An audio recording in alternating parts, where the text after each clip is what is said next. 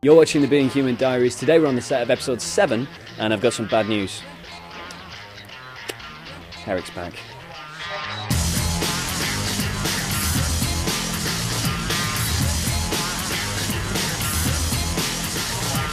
This is what happens when I don't get my tea made correctly, right?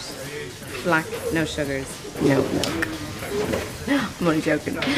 Herrick has murdered all those people and is about to try to kill me.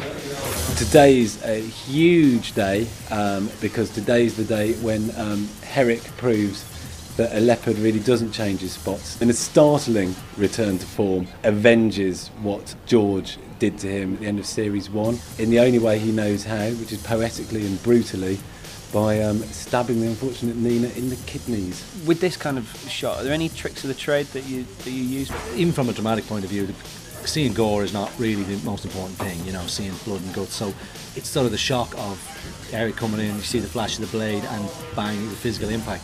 I suppose the trick is trying to put the audience at their ease. As Nina goes at her ease, Herrick lets her go, and then the shock is that he comes back. When Herrick's in a bad mood, he makes a bit of a mess, and it's the crew's job to make it look real. That knife isn't real, it's kind of papery, cardboardy thing. So that's what he's holding, and he goes like that to me.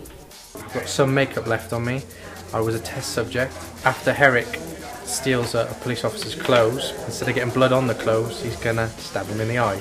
So I had the eyepiece on to test. If you look closely in the episode, you'll see a naked man with one eye. Would there have been any situation where Herrick wouldn't have stabbed Nina? I think before he got his vampire mojo back, that he wouldn't have. He would have fought it, but nah, he's 100%. He's back. Jason, is the old Herrick back? Very much so. I think it's the short answer. Yeah, he is back. He's back to his old self. The old Herrick, that wouldn't have been a dilemma for him. I think he would have been toying with it, whereas the idea with this one was it actually was a dilemma, that there's a bit more emotion involved with him, and he maybe did consider letting it go for a tiny second, but Herrick could never do that, you know. And of course, the great conceit about the scene is that he uses the same knife that used to stab McNair, and there's a horrible poetic nature to it. She is the person that was most sympathetic and most nurturing of him and helped him through his very, very bad time. And he, of course, betrays her. I mean, he had to, didn't he? Are we to expect that he's going to go and find the others now?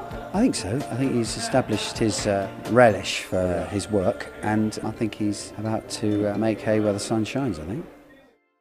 That's a wrap. I think they will be shocked when they see the stabbing. Yes, I do. And there's lots more shocking things to come. So keep your powder dry. It's all looking good for episode 8. As if episode 8 needs more drama. What a huge sort of ticking clock to put over the whole thing. Will Nina make it through the night? And even if she survives, will the baby survive? And also, of course, what will happen when George finds out? And more to the point, who will he blame? So that's the end of episode 7. It's quite a cliffhanger. Please stay tuned for episode 8 to see how it all unfolds.